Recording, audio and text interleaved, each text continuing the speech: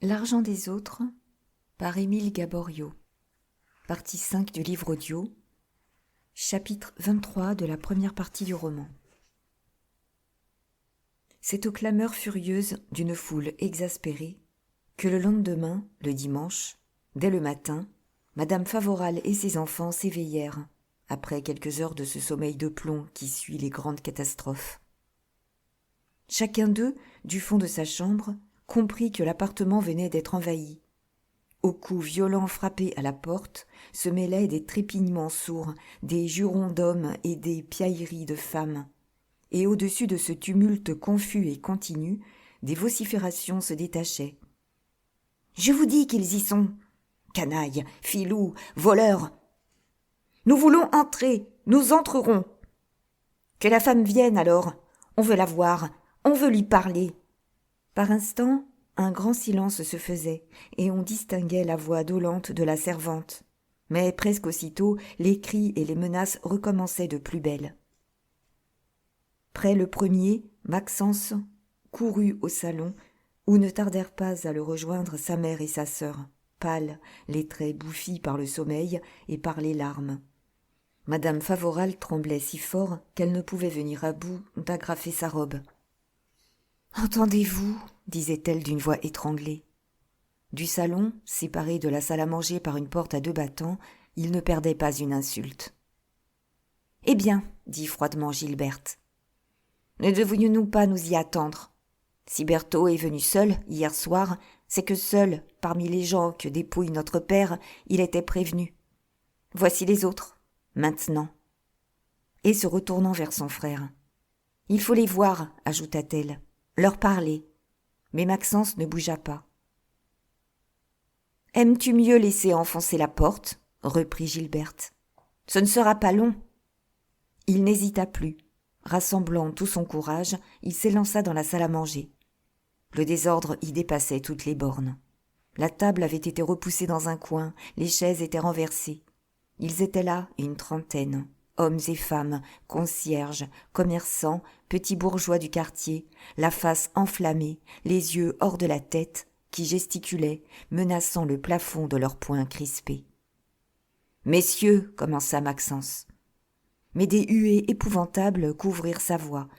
« Mon père, messieurs, reprit-il. » De nouveau, il fut interrompu.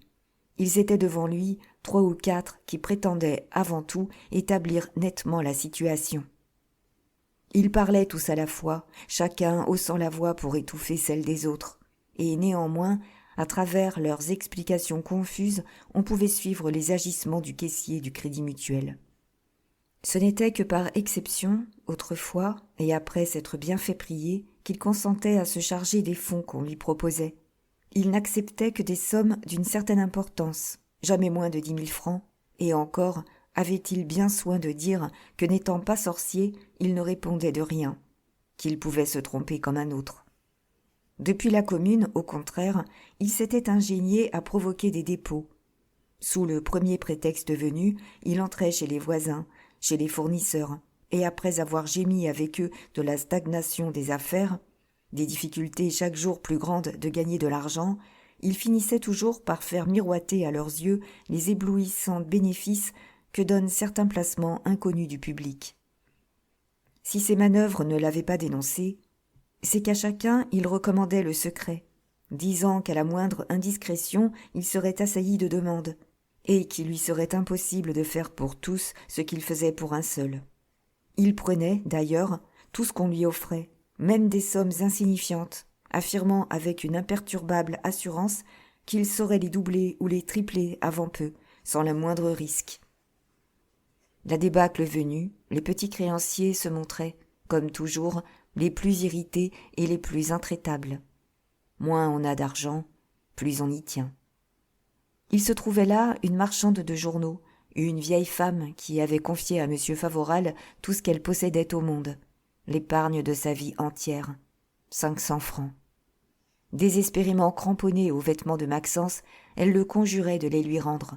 Ses gémissements et ses cris de détresse exaspéraient les autres créanciers. Que le caissier du Crédit Mutuel eût détourné des millions, il le comprenait, disait-il. Mais qu'il eût volé 500 francs à cette pauvre vieille. « Rendez-lui ses 500 francs !» criait-il. Car il n'en était pas un qui n'eût parié sa tête que M. Favoral avait mis de l'argent de côté, beaucoup d'argent. Quelques-uns même prétendaient qu'il devait l'avoir caché dans la maison, et que si on le cherchait bien, on le trouverait. Étourdi, ahuri, couvert de huées dès qu'il ouvrait la bouche, Maxence perdait la tête. Quand tout à coup, au milieu de cette foule hostile, il aperçut le visage ami de M. Chapelain. Chassé, dès l'aube, de son lit, par les amers regrets de la perte énorme qu'il venait de faire, l'ancien avoué était arrivé rue Saint-Gilles au moment même où les créanciers se ruaient dans l'appartement de M. Favoral. Debout au dernier rang, il avait tout vu, tout entendu sans souffler mot, et, s'il intervenait, c'est qu'il jugeait que les affaires allaient prendre une vilaine tournure. Il était bien connu. Aussi, dès qu'il se montra, « C'est un ami du brigand !» cria-t-on de tous côtés. Mais il n'était pas homme à s'effrayer de si peu. Il en avait vu bien d'autres, pendant 20 ans qu'il avait été avoué. Il savait comment on parle à des créanciers furieux. Du ton le plus tranquille, « Certainement, répondit-il, j'étais l'ami intime de Favoral, et la preuve, c'est qu'il m'a traité plus amicalement que les autres. Je suis pris pour 160 000 francs. » Par cette seule déclaration, il conquit les sympathies de l'Assemblée. C'était un confrère en infortune. On se tut pour l'écouter. Aussitôt, d'un ton bref et tranchant, il demanda à ses envahisseurs ce qu'ils venaient faire et ce qu'ils voulaient. Ignorait-il à quoi il s'exposait en violant un domicile ? Que fût-il advenu si, au lieu de parlementer, Maxence eût envoyé chercher le commissaire de police ? Était-ce à Madame Favoral ou à ses enfants qu'ils avaient confié leurs fonds ? Non. Que leur réclamait-il alors ? Et comme la vieille marchande de journaux sur laquelle on s'était tant apitoyé l'instant d'avant continuait à geindre, « Pourquoi seriez-vous remboursé plutôt que nous ?» lui dirent brutalement 2 femmes. « Est-ce que nos droits ne valent pas les vôtres ?» Habile à profiter des dispositions de la foule. « Et d'ailleurs, poursuivait l'ancien avoué, qui en Favoral avait notre confiance ? L'homme privé ? Oui. Mais plus encore le caissier, l'associé du comptoir de Crédit Mutuel. Donc, ce comptoir nous doit au moins des explications. En somme, que savons-nous ? Que Favoral est accusé de détournement et qu'il s'est enfui. S'ensuit-il que notre argent soit perdu ? J'espère encore que non.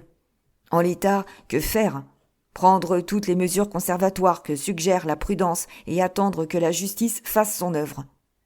Mais déjà, un à un, les créanciers se retiraient.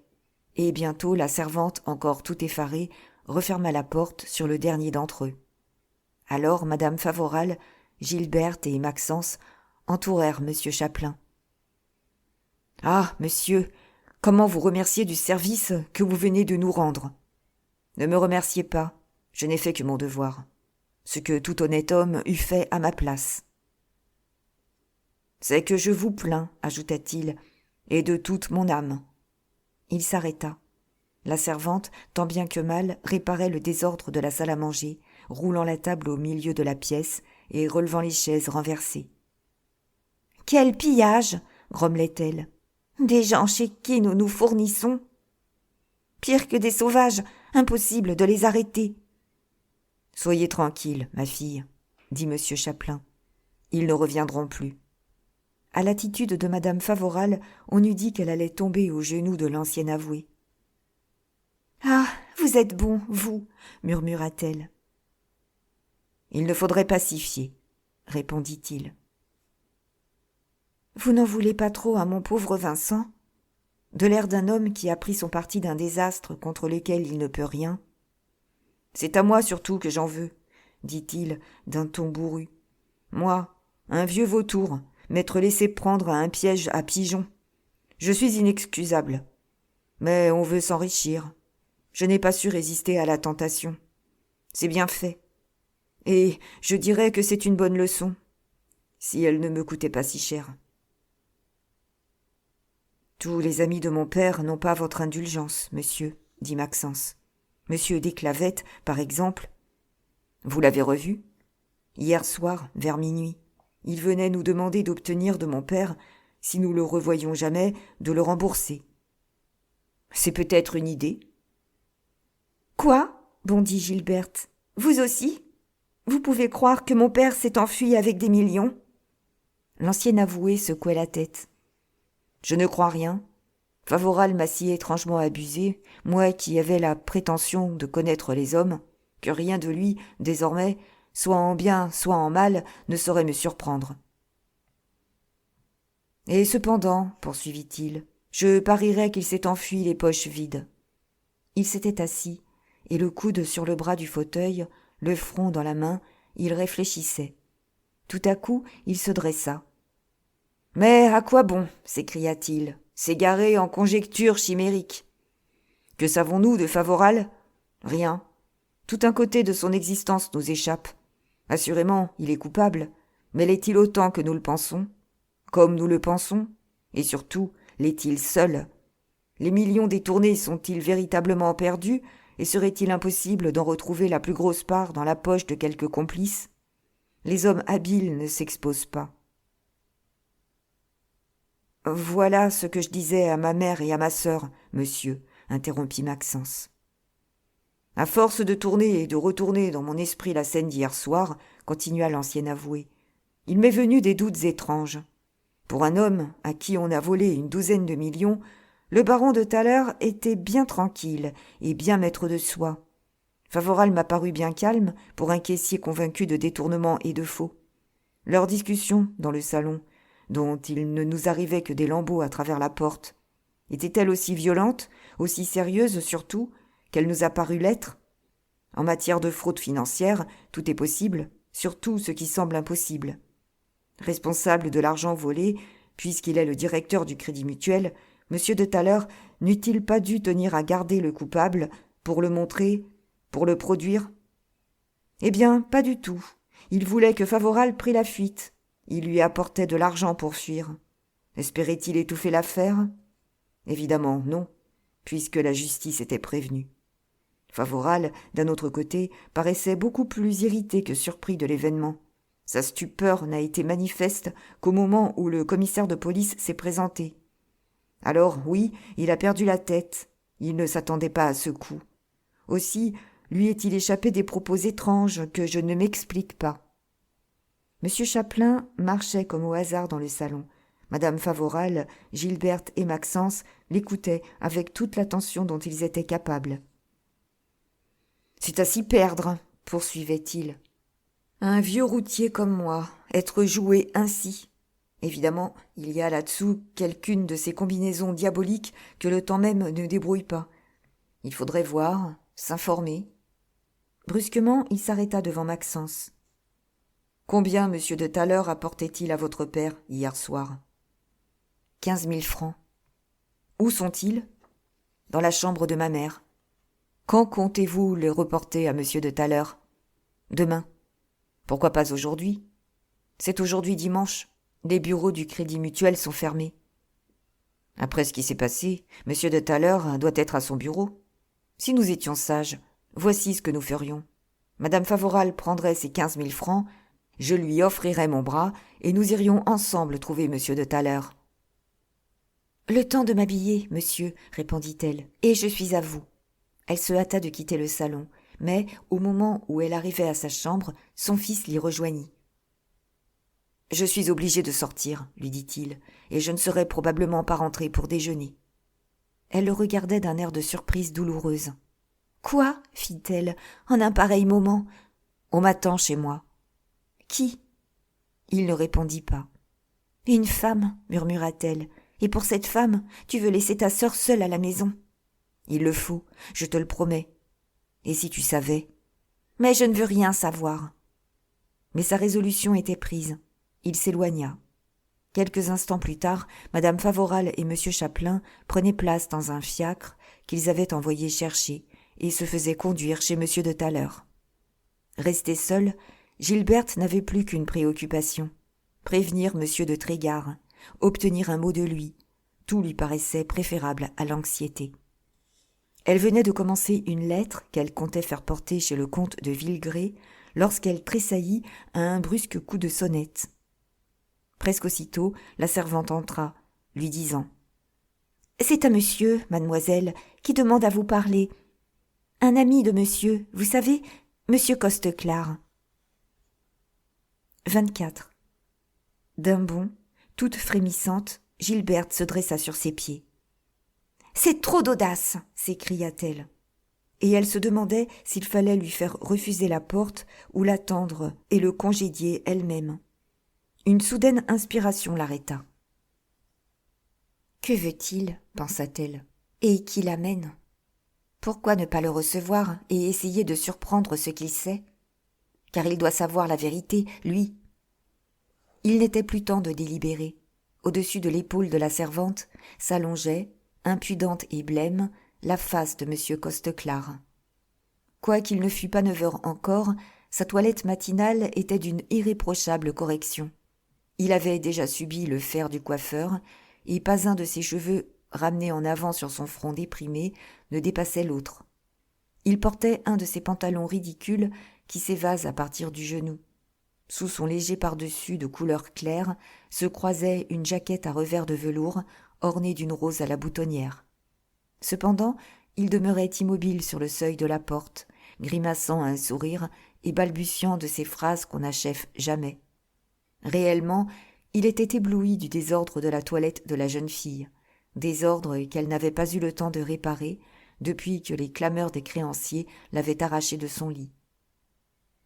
Elle était vêtue d'un long peignoir de laine brune, très serré sur les hanches, qui accusait la souple vigueur de sa taille, les perfections virginales de son corsage et les rondeurs exquises de son cou. Relevés à la hâte, ses épais cheveux blonds s'échappaient de leurs épingles et s'épandaient à demi sur ses épaules. Jamais elle n'avait paru à M. Costeclare aussi belle qu'en ce moment, où elle vibrait de tout son corps d'indignation contenue, la joue empourprée, l'œil plein d'éclairs. « Prenez la peine d'entrer, monsieur. » Il s'avança, non plus l'échine pliée, comme jadis, mais le jarret tendu et bombant la poitrine d'un air de vaniteuse satisfaction. « Je ne m'attendais pas à l'honneur de votre visite, monsieur, » reprit la jeune fille. « C'est quand vient le malheur, mademoiselle, qu'on connaît les amis véritables. Les autres, ceux sur lesquels on comptait le plus, souvent s'envolent au premier revers et ne reparaissent plus. » Elle sentit comme un frisson dans ses veines. Était-ce une allusion à Marius de Trégard ? L'autre, changeant de ton, poursuivait. « C'est hier soir seulement que j'ai appris la déconfiture de ce pauvre Favoral, à la petite bourse, où j'allais prendre le vent. On ne parlait que de cela. 12 millions, c'est roide. Du coup, le comptoir de Crédit Mutuel pourrait bien sombrer. De 580 qu'il faisait à la bourse avant la nouvelle, il était dès 8 heures tombé au-dessous de 300. À 9 heures, personne n'en voulait plus à 180. Et cependant, s'il y a bien ce qu'on dit, à 180, moi, j'en suis. » S'oubliait-il ou faisait-il semblant ?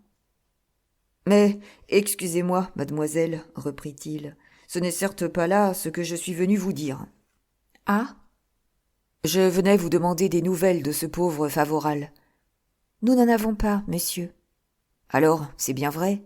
Il a réussi à filer par la fenêtre ? » ?»« Oui. »« Et il ne vous a pas dit où il comptait se réfugier ? » ?»« Non. » Observant M. Costeclare de toute la puissance de sa pénétration, Gilberte croyait découvrir en lui une certaine surprise mêlée de joie. « Comme cela, reprit-il, Favoral serait parti sans un sou. »« On l'accuse d'avoir emporté des millions, monsieur, mais je jurerais qu'on se trompe. » De la tête, M. Costeclare approuvait.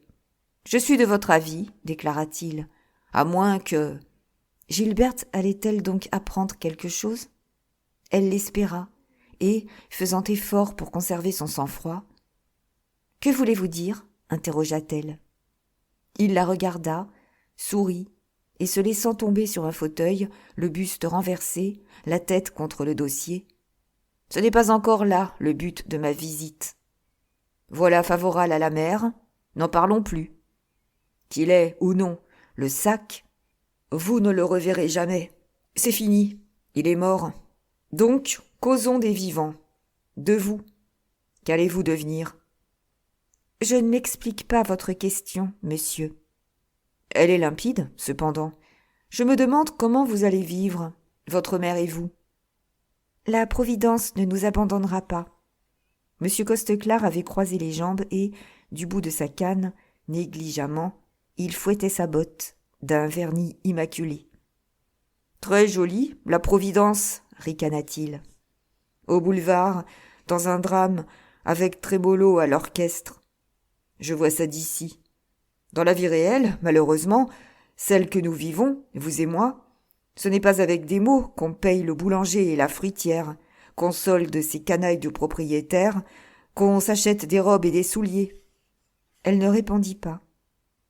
Or, poursuivit-il, vous voilà sans un sou. Est-ce Maxence qui vous donnera de l'argent ?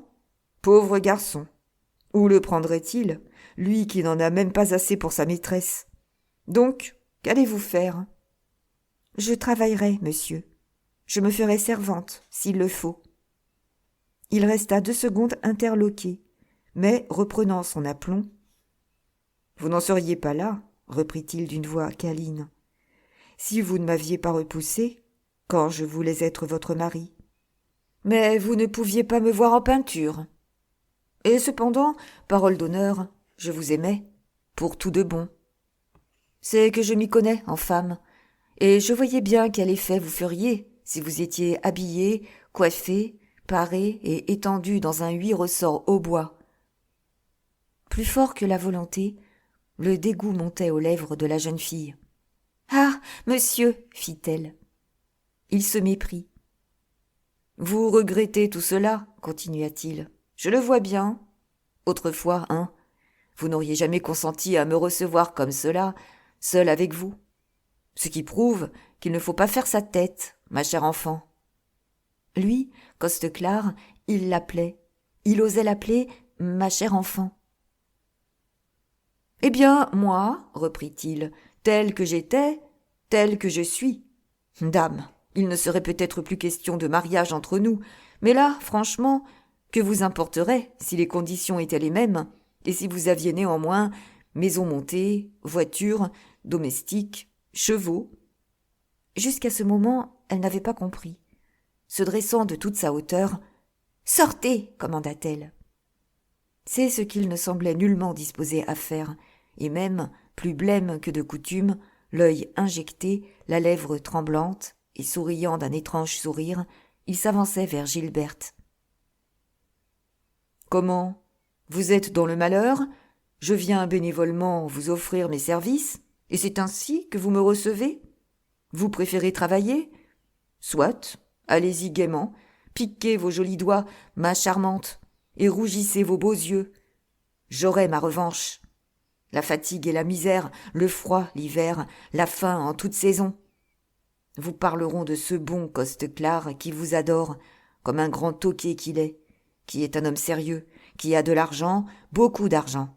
« Misérable !» cria la jeune fille, hors de soi. « Sortez ! Sortez !»« Un moment !» fit une voix forte. Monsieur Costeclare se retourna. Dans le cadre de la porte ouverte, Marius de Trégard se tenait debout. « Marius !» murmura Gilberte, clouée sur place par une stupeur immense, moins grande pourtant que sa joie. Le revoir ainsi soudainement, alors qu'elle en était à se demander si elle le reverrait jamais, le voir apparaître au moment même où elle se trouvait seule, exposée aux plus lâches outrages, c'était un de ces bonheurs auxquels on peut à peine croire. Cependant, elle était confondue de l'attitude de M. Costeclare. D'après ce qu'elle croyait savoir, il eût dû être pétrifié de l'arrivée de M. de Trégard. Et voilà qu'il n'avait pas même l'air de le connaître. Il paraissait choqué, contrarié d'avoir été interrompu, légèrement surpris, mais il ne semblait ni ému ni effrayé. Fronçant les sourcils, « Vous désirez ?» demanda-t-il de son ton le plus impertinent. Monsieur de Trégard s'avança. Il était un peu pâle, mais d'un calme, d'un sang-froid, d'un flegme véritablement effrayant. S'inclinant devant Gilberte. « Si je me suis permis de pénétrer ainsi chez vous, mademoiselle, prononça-t-il doucement, c'est que passant devant votre porte, J'ai cru reconnaître la voiture de monsieur. » Et du doigt, par-dessus l'épaule, il désignait monsieur Costeclare. « Or, poursuivit-il, j'avais lieu de m'en étonner, après la défense formelle que je lui ai faite de remettre les pieds, non pas seulement dans cette maison, mais même dans le quartier. Je suis monté, j'ai entendu. » Tout cela était dit d'un ton de mépris si écrasant qu'un soufflet eût été moins cruel. Tout ce que M. Costeclare avait de sang dans les veines lui montait à la face. « Vous, interrompit-il insolemment, je ne vous connais pas. » Imperturbable, M. de Trégard retirait ses gants. « En êtes-vous bien sûr ?» répondit-il. « Vous connaissez bien mon vieil ami, le comte de Villergré. » Un nuage d'inquiétude descendit comme un crêpe sur le front de M. Costeclare. « En effet, balbutia-t-il. M. de Villergré, avant la guerre, n'est-il pas allé vous rendre visite ? » « Si. »« Eh bien, c'est moi qui l'envoyais, et les volontés qu'il vous a signifiées étaient les miennes. »« À vous ? » ?»« À moi, Marius de Trégard. » Un tressaillement nerveux secoua le maigre corps de M. Costeclare. Il eut comme un mouvement de recul. Son œil instinctivement chercha la porte. « Vous voyez, poursuivit Marius, toujours avec la même douceur, que nous sommes, vous et moi, de vieilles connaissances. Car vous me remettez bien maintenant, n'est-ce pas ? Je suis le fils du marquis de Trégard, qui était venu à Paris du fond de sa Bretagne avec toute sa fortune, plus de 2 millions. Je me souviens, fit vivement l'homme de bourse. Je me souviens parfaitement. Sur les conseils d'habiles gens, le marquis de Trégard se lança dans les affaires. Il n'y entendait pas malice. Dans le même temps qu'il croyait s'enrichir, il perdait tout. Il était fermement persuadé qu'il avait déjà plus que doublé ses capitaux, le jour où ses honorables associés lui démontrèrent qu'il était ruiné, et de plus, compromis par certaines signatures imprudemment données. Gilberte écoutait bouche béante, se demandant où voulait en venir Marius, et comment il pouvait demeurer si calme. « Ce désastre, continuait-il, fut, à l'époque, le sujet d'une énorme quantité de plaisanteries bien spirituelles. Les gens de bourse ne pouvaient assez admirer le savoir-faire des hardis financiers qui avaient si lestement débarrassé de son argent ce candide marquis. C'était bien fait pour lui. De quoi se mêlait-il ? Moi, pour empêcher les poursuites dont on menaçait mon père, j'abandonnais tout ce que j'avais. J'étais fort jeune et, comme vous le voyez, fort naïf. Je n'en suis plus là. Si pareille aventure m'arrivait aujourd'hui, je voudrais savoir ce que sont devenus les millions. Je palperais les poches autour de moi. Je crierais « Ô voleurs !»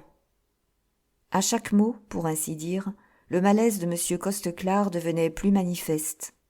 « Ce n'est pas moi, dit-il, qui ai profité de la fortune de M. de Trégard. » Du geste, Marius approuva. « Je sais, maintenant, répondit-il, entre qui ont été partagées les dépouilles. Vous, monsieur Costeclare, vous en avez tiré ce que vous avez pu. Vous avez laissé des preuves de votre grand appétit de l'argent des autres. Je les ai entre les mains, ces preuves. » Monsieur Costeclare était à la torture. « On me tient, fit-il, je le sais. Je l'ai dit à monsieur de Villergré. Alors, comment êtes-vous ici ? Et savais-je que le comte venait de votre part ? D'ailleurs, après la fuite de Favoral, je me croyais relevé de l'engagement que j'avais pris. J'ai eu tort. Non seulement vous avez eu tort, mais vous avez commis une imprudence. En manquant à vos engagements, vous m'avez délié des miens. Le pacte est rompu. D'après nos conventions, j'ai le droit, en sortant d'ici, de me rendre tout droit au parquet. » L'œil terne de l'homme de bourse vacillait. « Favoral a été mon ami. Et c'est à ce titre que vous veniez proposer à mademoiselle Favoral de devenir votre maîtresse ? Vous vous êtes dit, la voilà sans ressources, sans parents, sans amis pour la défendre, c'est le moment de se montrer. Et pensant pouvoir être impunément lâche, infâme, vil, bravement vous êtes venu. » Être ainsi traité, lui, l'homme à succès, Devant cette jeune fille, qu'il écrasait l'instant d'avant de son impudente opulence, Costeclare ne put l'endurer. Perdant la tête, « Il fallait me faire savoir qu'elle était votre maîtresse !» s'écria-t-il. Il passa comme une flamme sur le visage de Marius. Ses yeux s'emplirent d'éclairs. Se dressant de toute la hauteur de sa colère, qui éclatait à la fin, terrible, « Ah, misérable !» s'écria-t-il. Brusquement, M. Costeclare se jeta de côté. Mais d'un bond, M. de Trégard fut sur lui, et le saisissant au collet d'un poignet de fer, il le souleva, lui fit perdre plante et le jeta à 2 genoux sur le parquet, violemment, comme s'il eût voulu l'y enfoncer. « Parle !» commanda-t-il. « Répète !»« Mademoiselle !» Costeclare avait cru lire pis que cela dans les yeux de M. de Trégard. Une peur affreuse avait instantanément brisé en lui toute velléité de résistance. « Mademoiselle !» bégaya-t-il d'une voix étranglée. « Je suis le dernier des misérables !» continua Marius. « Je suis, répéta-t-il, le dernier des misérables. Et je vous supplie !» Mais le cœur de Gilberte se soulevait de dégoût. « Assez !» interrompit-elle. Ne sentant plus sur son épaule la lourde main de M. de Trégard, l'homme de bourse se releva péniblement. Telle était sa pâleur livide qu'on eût dit tout son sang tourné en fiel. Essuyant du bout de son gant les genoux de son pantalon et rétablissant tant bien que mal l'harmonie fort compromise de sa toilette. « Est-ce donc un acte de courage, grommelait-il, que d'abuser de sa force physique ?» Déjà M. de Trégard était redevenu maître de soi, et Gilberte croyait lire sur son visage le regret de sa violence. « Valait-il mieux, dit-il, faire usage de ce que vous savez ?» Costeclare joignit les mains. « Vous ne feriez pas cela !» s'écria-t-il. « À quoi cela vous avancerait-il de me perdre ?»« À rien, » répondit M. de Trégard. « Vous avez raison. Mais vous ?» Et plongeant son regard dans les yeux de Costeclare. « Si vous pouviez me servir, interrogea-t-il, le feriez-vous ? Peut-être. Pour entrer en possession des papiers que vous avez. » M. de Trégard réfléchissait. « Après ce qui vient de se passer, dit-il enfin, il nous faut une explication. Attendez-moi chez vous, avant 1 heure. J'y serai. » Costeclare était devenu plus souple que ses gants gris perle. Souple à ce point que c'en était inquiétant. « Je suis à vos ordres, monsieur, » répondit-il à M. de Trégard. Et, s'inclinant jusqu'à terre devant Gilberte, il quitta le salon, et on entendit presque aussitôt se refermer sur lui la porte de la rue. « Ah, le misérable !» s'écria la jeune fille, affreusement bouleversée. « Marius, avez-vous vu quel regard il vous a lancé en sortant ? Cet homme nous hait. Il ne reculerait pas devant un crime pour se venger de l'atroce humiliation qu'il vient de subir. » « Je le crois comme vous. » Gilberte eut un geste désolé. « Pourquoi l'avoir traité si cruellement ?» murmura-t-elle. Il eût été politique de rester calme, mais il est de ces outrages qu'un homme de cœur ne peut pas endurer. Je ne regrette pas ce que j'ai dit.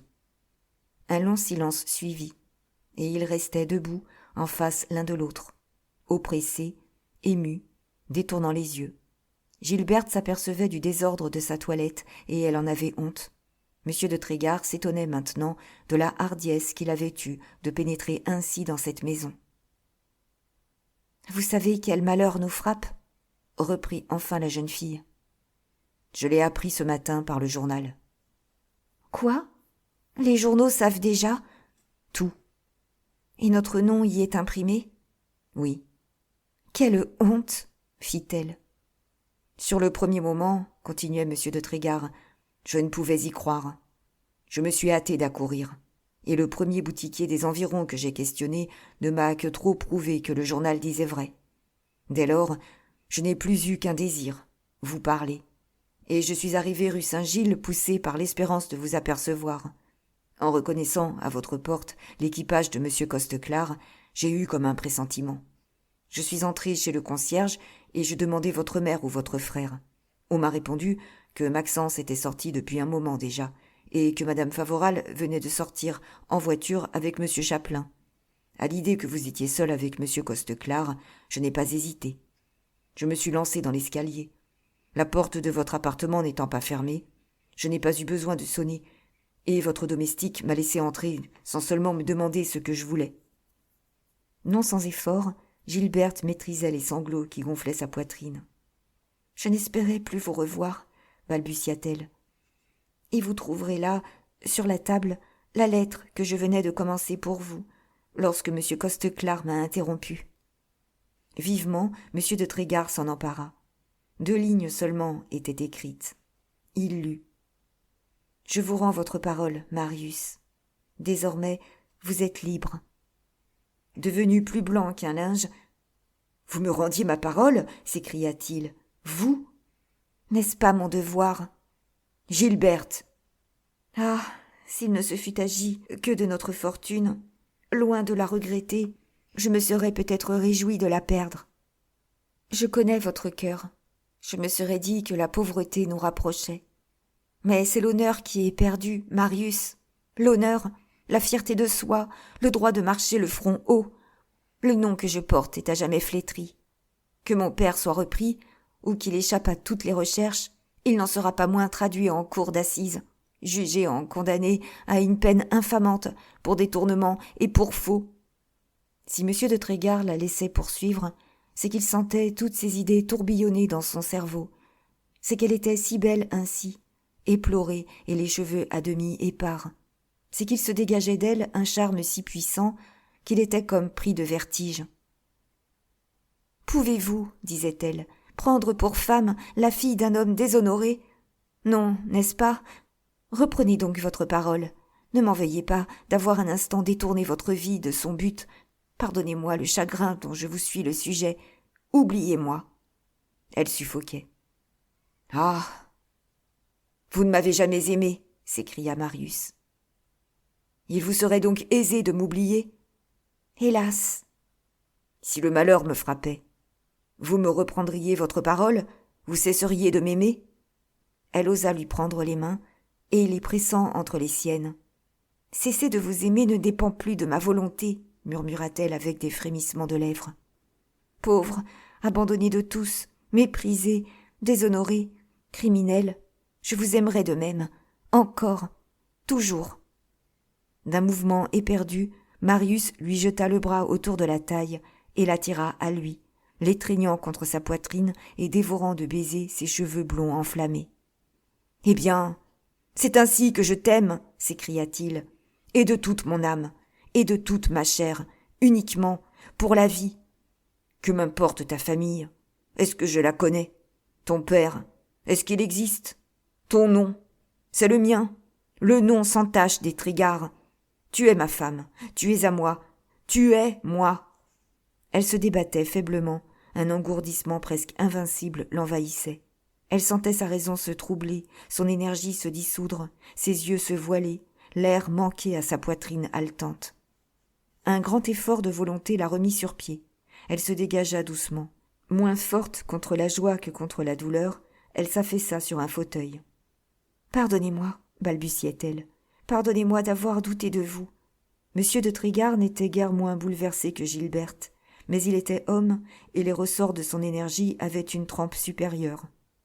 Avant qu'une minute se fût écoulée, il avait repris l'entière possession de soi. Attirant une chaise, il s'assit près du fauteuil de Gilberte. « Permettez-moi, mon ami, lui dit-il, de vous rappeler que nos moments sont comptés, et qu'il est bien des détails qu'il est urgent que je sache. » Elle releva la tête, et s'efforçant de hausser son sang-froid jusqu'à celui de Marius. « Quel détail ? » interrogea-t-elle. « Au sujet de votre père. » Elle le regarda d'un air de stupeur profonde. « N'en savez-vous pas bien plus que moi, » répondit-elle, « plus que ma mère, plus que nous tous ? N'est-ce donc pas vous qui, en poursuivant les gens qui ont dépouillé votre père, avez atteint le mien ? Et c'est moi qui vous ai inspiré cette résolution fatale, et je n'ai pas la force de vous en vouloir. » Imperceptiblement, M. de Trégard avait rougi. « Comment avez-vous su ?» commença-t-il. « N'a-t-on pas dit que vous alliez épouser Madame de Thaler ?» Il se dressa brusquement. « Jamais !» s'écria-t-il. Ce mariage n'a existé que dans la cervelle de M. de Thaler et de la baronne de Thaler, surtout. L'idée ridicule lui en est venue parce que mon nom lui plaît et qu'elle serait ravie de voir sa fille marquise de Trégard.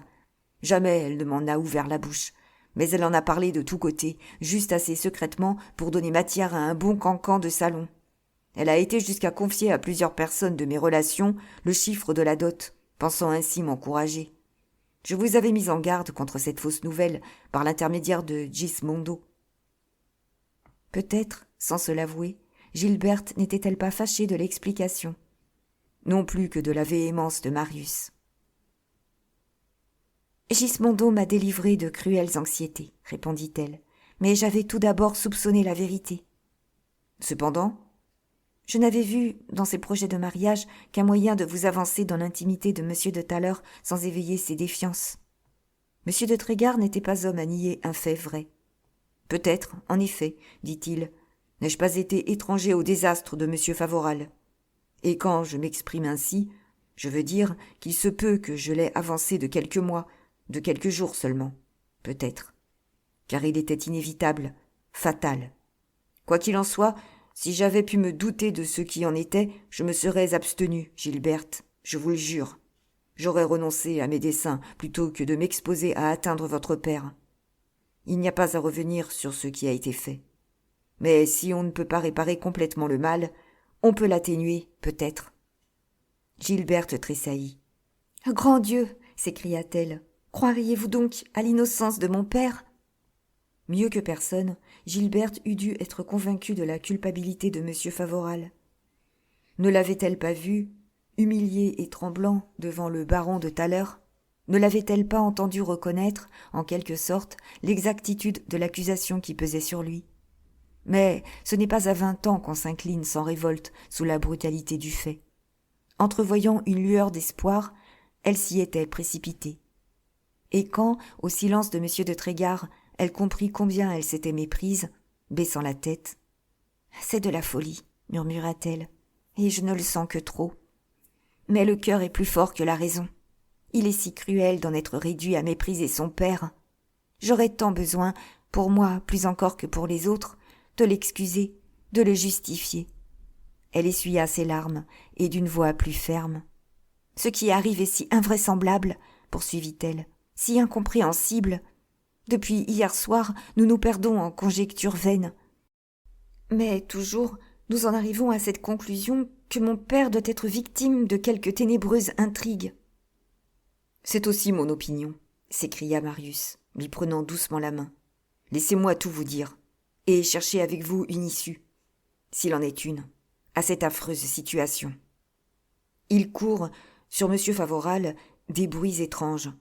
On prétend que son austérité n'était qu'un masque, son économie sordide un moyen de surprendre la confiance.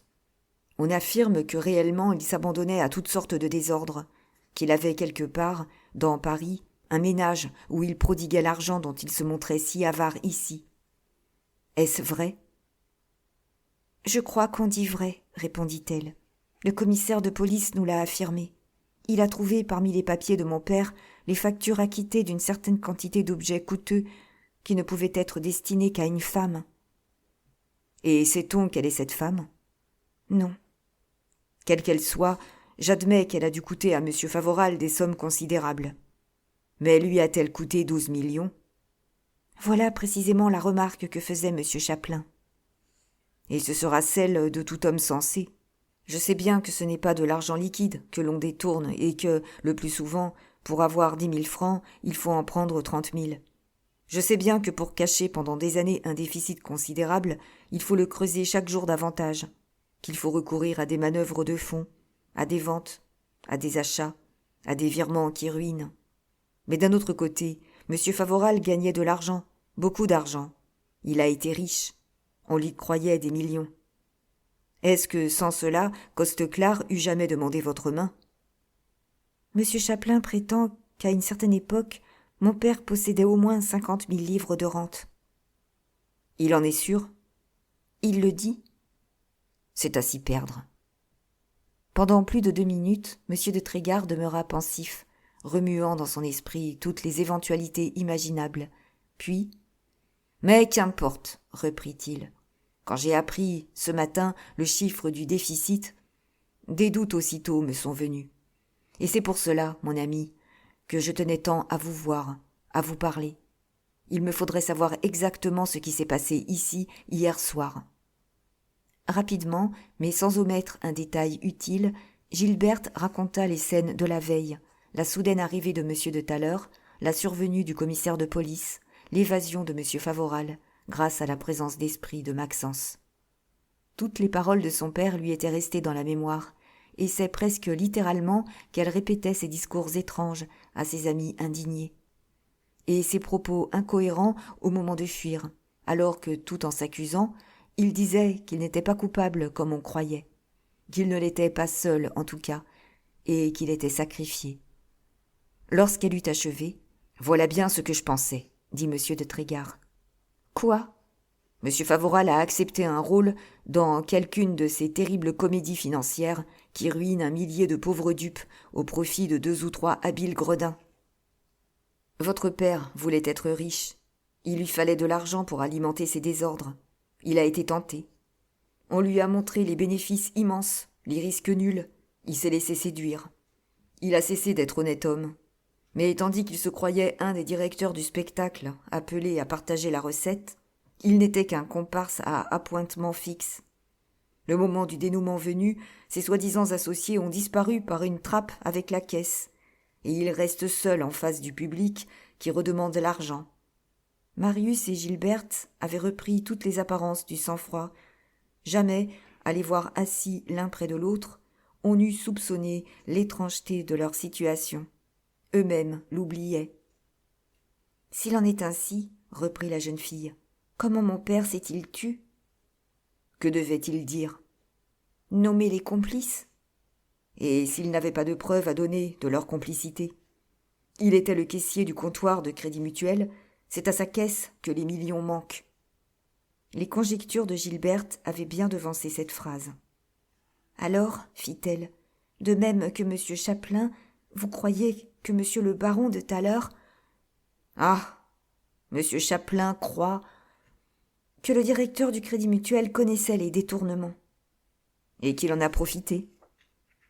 Plus que son caissier, oui. Un singulier sourire plissait les lèvres de M. de Trégard. C'est possible, répondit-il. C'est bien possible. Depuis un moment, l'embarras de Gilberte se lisait dans son regard. Enfin, surmontant son hésitation. Pardonnez-moi, dit-elle. Je m'étais imaginé que M. de Thaler était un des hommes que vous voulez frapper, et je m'étais bercée de cette espérance que, peut-être, en faisant rendre justice à votre père, vous songiez à venger le mien. Comme s'il eût été mu par un ressort, M. de Trégard se dressa. « Eh bien oui, s'écria-t-il, oui, vous m'avez deviné. Mais comment atteindre ce double but ? Une fausse manœuvre, en ce moment, perdrait tout.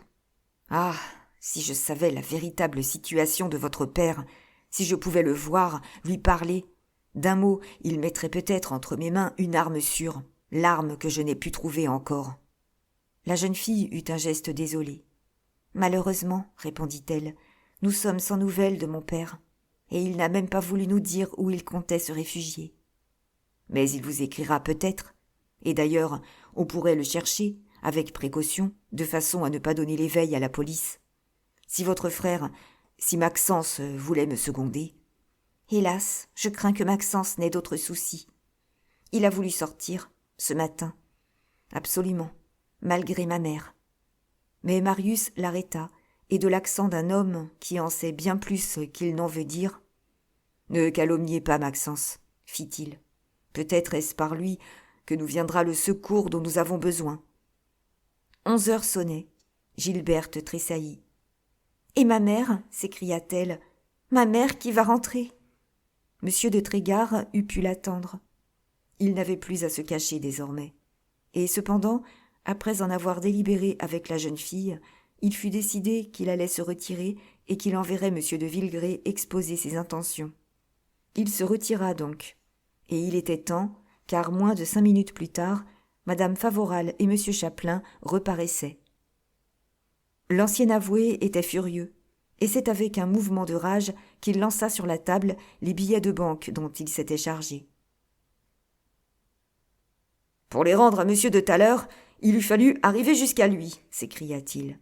Et monsieur est invisible. Monsieur se tient clos et scellé, gardé par une nuée de valets en livrée. » Mais madame Favoral s'était approchée de sa fille, et tout bas, « Et ton frère ?» interrogea-t-elle. « Il n'est pas rentré. Mon Dieu, en un tel moment, il nous abandonne, et pour qui ?» 25. Parce qu'il quittait la maison pour quelques heures, Maxence n'abandonnait assurément ni sa mère ni sa sœur. Le grand air et le mouvement de la rue, quand il y mit le pied. C'était, depuis que le désastre de son père était connu, la première fois qu'il affrontait le grand jour, et il en ressentait une émotion plus poignante, comme si son malheur, tout à coup, lui fût apparu sous une face nouvelle et imprévue. Moins impérieusement appelé chez lui, à l'hôtel meublé où il demeurait au boulevard du Temple, il serait rentré précipitamment et y eût attendu la nuit pour passer inaperçu. Dès les premiers pas, il voyait se manifester brutalement l'implacable opinion. Quand il suivait la rue Saint-Gilles, la veille encore, cette rue où il était né, où il avait joué, enfant, en revenant de l'école, où tout le monde le connaissait, un salut amical ou un sourire l'attendait à toutes les portes. Tandis que ce matin, c'est avec une sorte de curiosité mauvaise qu'on le regardait passer. Pas une main ne se tendait, plus une casquette ne se levait sur son passage. Les gens chuchotaient entre eux, en se le montrant du doigt, et dans tous les yeux éclatait l'ironie ou la haine. C'est que ce matin, il était le fils du caissier infidèle, poursuivi par la police, de l'hypocrite à la fin démasqué, de l'homme qui entraînait dans sa ruine on ne savait combien de malheureux. Maxence hâtait le pas, baissant la tête, la gorge sèche, la joue en feu. Quand, devant la boutique d'un marchand de vin, « Tiens !» s'écria un homme, « voilà le fils. Il ne manque pas de toupet. » Et plus loin, devant le magasin de l'épicier, « Allez !» disait une femme au milieu d'un groupe, « il leur en reste encore plus qu'à nous. » Il comprit de quel poids allait peser sur sa vie entière le crime de M. Favoral, et quel boulet allait être le nom qu'il portait. Et tout en remontant la rue de Turenne, « C'est fini, répétait-il, je ne m'en relèverai pas. » À quelque distance, cependant, à l'angle de la rue Béranger et de la rue Charlot, il apercevait un groupe d'une trentaine de personnes. À cet endroit, où le trottoir est très large, un marchand de journaux a établi sa boutique, une grande boîte peinte en vert, avec une sorte de toit en toile cirée. Ce marchand, gros homme à la face enluminée et au regard impudent, était juché sur un escabeau et d'une voix enrouée. « Voilà, criait-il, les journaux du matin. Voilà ce qui vient de paraître. Les détails du vol de 12 millions qui vient d'être commis par un pauvre caissier. » Les passants s'arrêtaient. « Achetez le journal du matin !» criait l'homme. Et pour activer le débit de sa marchandise, il ajoutait toutes sortes de lazzi de son cru, disant que le voleur était un homme du quartier et que c'était bien flatteur et bien avantageux pour le Marais qu'on avait toujours accusé d'être arriéré. « Voilà le Marais dans le mouvement !» ricanait-il. La foule riait et il poursuivait. « Le vol du caissier Favoral, 12 millions, acheté pour voir les détails et la manière d'en faire autant. » Ainsi, le scandale éclatait, terrible, irrémédiable, emplissant Paris de son tapage. À 10 pas, Maxence demeurait immobile, les talons comme rivés au sol, regardant et écoutant. Tout à coup, il se décida. Il s'avança brusquement, jeta 3 sous au marchand, saisit un journal et s'enfuit éperdu, comme s'il eût été poursuivi par des huées. À côté, contre un réverbère du boulevard du Temple, il dépliait le journal qu'il venait d'acheter. Au beau milieu de la première page, à la place d'honneur, en grosses lettres, il lut. Encore un sinistre financier. Au moment où nous mettons sous presse, la petite bourse est en proie à la plus violente agitation. Avec la rapidité d'une traînée de poudre, la nouvelle se répand tout le long du boulevard qu'un de nos grands établissements de crédit vient d'être victime d'un vol d'une importance exceptionnelle. Vers les 5 heures du soir, ayant besoin d'une pièce de comptabilité, le directeur du comptoir de Crédit Mutuel se transporta dans le bureau occupé par le caissier central, alors absent. Un bordereau oublié sur une table fit jaillir dans son esprit l'éclair du soupçon. Épouvanté, il envoya chercher un serrurier, fit ouvrir les tiroirs et acquit l'irrécusable preuve que le Crédit Mutuel était victime de détournements, dont le total, connu jusqu'à présent, s'élève à plus de 12 millions. À l'instant même, une plainte était déposée, et vers 7 heures, M. Brosse, le commissaire du quartier, se présentait, muni d'un mandat d'amener, au domicile du caissier infidèle. Ce caissier, nommé Favoral, nous n'hésitons pas à le nommer, puisque son nom est dans toutes les bouches, venait de se mettre à table avec quelques-uns de ses amis. Prévenu on ne sait comment, il gagna une pièce reculée de son appartement, se laissa glisser par la fenêtre dans la cour d'une maison voisine, et réussit à déjouer toutes les recherches. Il y a des années, paraît-il, que ces détournements duraient, habilement masqués par défaut. M. Favoral avait eu l'habileté de surprendre l'estime de tous les gens qui le connaissaient. Habitant le Marais, il y menait une existence plus que modeste, mais il n'avait là que sa demeure officielle, en quelque sorte. Dans un autre quartier, et sous un autre nom, il se livrait à des dépenses effrénées, entourant d'un luxe inouï une femme dont il était follement épris. Sur cette femme, on n'est pas d'accord. Les uns nomment une très séduisante comédienne, dont le théâtre n'est pas à 100 lieues du passage des panoramas. Les autres, une dame de la haute société financière, dont les équipages, les diamants et les toilettes ont un renom mérité. Il nous serait facile de donner, à cet égard, des détails qui surprendraient bien des gens, car nous n'ignorons rien. Mais dussions-nous paraître moins bien informés que certains confrères du matin, nous garderons un silence qu'apprécieront nos lecteurs.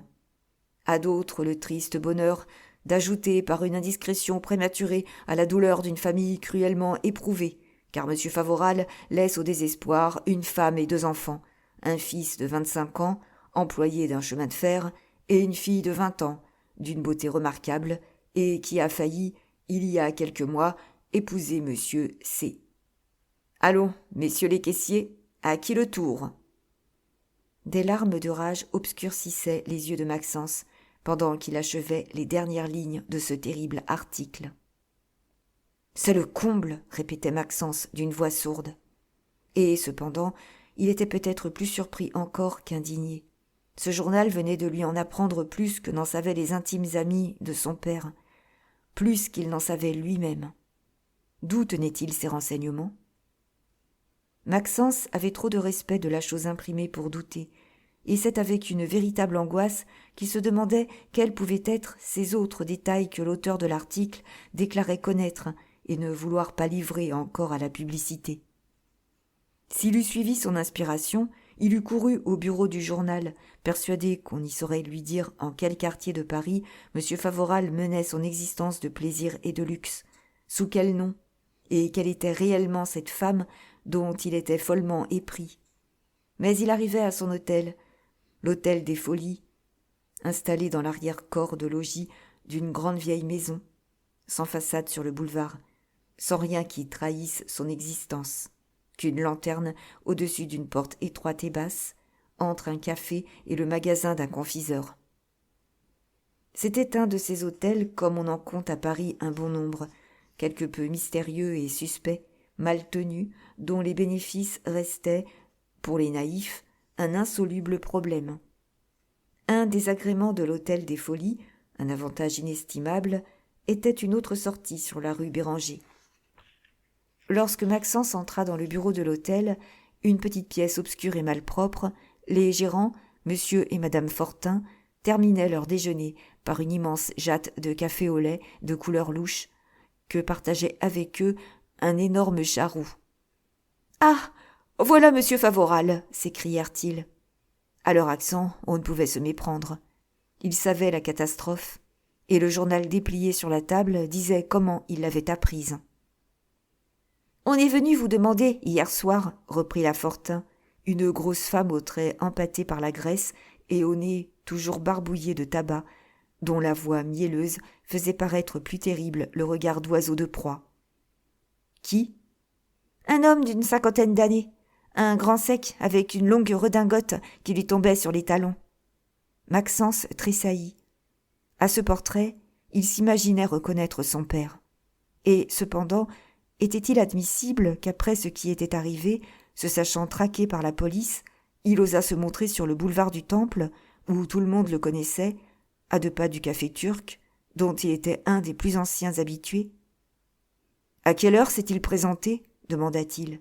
« Ma foi, » répondit la gérante, « j'étais à moitié endormie, mais Fortin va vous dire ça, lui. » Monsieur Fortin, qui devait bien avoir une 20aine d'années de moins que sa femme, était un de ces petits hommes blonds, à barbe rare, blêmes comme la fièvre, au regard faux et au sourire inquiétant. « Le confiseur venait de mettre ses volets, » répondit-il. « Par conséquent, il pouvait être 11h15. »« Et il n'a rien dit, ce monsieur ?» reprit Maxence. « Rien, sinon qu'il était bien contrarié de ne pas vous trouver. Nous lui avons demandé son nom, mais il nous a répondu que ce n'était pas la peine, qu'il repasserait. » Au coup d'œil que de l'angle des paupières lui lançait la Fortin, Maxence comprit qu'elle avait, au sujet de ce visiteur attardé, le même soupçon que lui. Et, du reste, comme si elle eût tenu à le bien indiquer, de l'air le plus innocent qu'elle put prendre. « J'aurais peut-être bien fait, insista-t-elle, de lui donner votre clé. »« Et à quel propos, s'il vous plaît ?»« Dame, on ne sait pas, une idée. Du reste, mademoiselle Lucienne pourra vous en dire plus long, car elle était là quand le monsieur est venu, et je crois même qu'ils ont causé un moment dans la cour. » Maxence voyait bien que les gérants ne cherchaient qu'un prétexte pour l'interroger. Aussi, prenant sa clé, « Mademoiselle Lucienne est chez elle ?» fit-il. « Pourrais pas vous dire. Je l'ai vue aller et venir toute la matinée, et je ne sais pas si elle est rentrée ou restée dehors. Ce qui est sûr, c'est qu'elle vous a attendu hier soir jusqu'à plus de minuit. » Déjà, Maxence avait gagné l'escalier, et à mesure qu'il enjambait les marches roides, une voix de femme, fraîche et admirablement timbrée, arrivait plus distincte à son oreille. Elle chantait une de ses chansons, comme tous les mois les cafés-concerts en lancent dans la circulation, sur un air d'orgue de Barbarie. Espérer, verbe charmant. C'est joli de courir, mais mieux vaut encore tenir. Elle y est, murmura Maxence. Il arrivait au 4e étage. Il s'arrêta devant la porte qui faisait face à l'escalier et frappa. Aussitôt, la voix qui venait d'entamer un second couplet s'interrompit et dit « Qui est là ?»« Moi, Maxence. »« À cette heure ?» répondit la voix avec un rire ironique. « Ce n'est pas malheureux. Vous aviez oublié, sans doute, que nous devions aller au théâtre hier soir et partir ce matin à 7h pour Saint-Germain. »« Vous ne savez donc pas ?» commença Maxence, dès qu'il put placer un mot. « Je sais que vous n'êtes pas rentré cette nuit. »« C'est vrai. Mais quand je vous aurais dit... »« Quoi ? Le mensonge que vous avez imaginé ?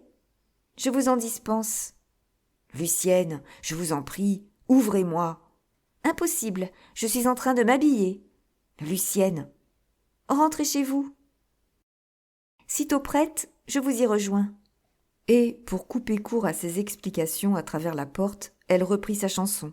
« Espoir, jadis, j'attendais. C'est joli de courir, mais mieux vaut encore tenir. »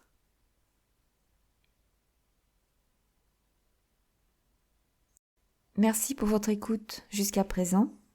Si vous avez apprécié, n'oubliez pas de liker, laisser un commentaire et pensez à vous abonner pour ne manquer aucun épisode. À bientôt.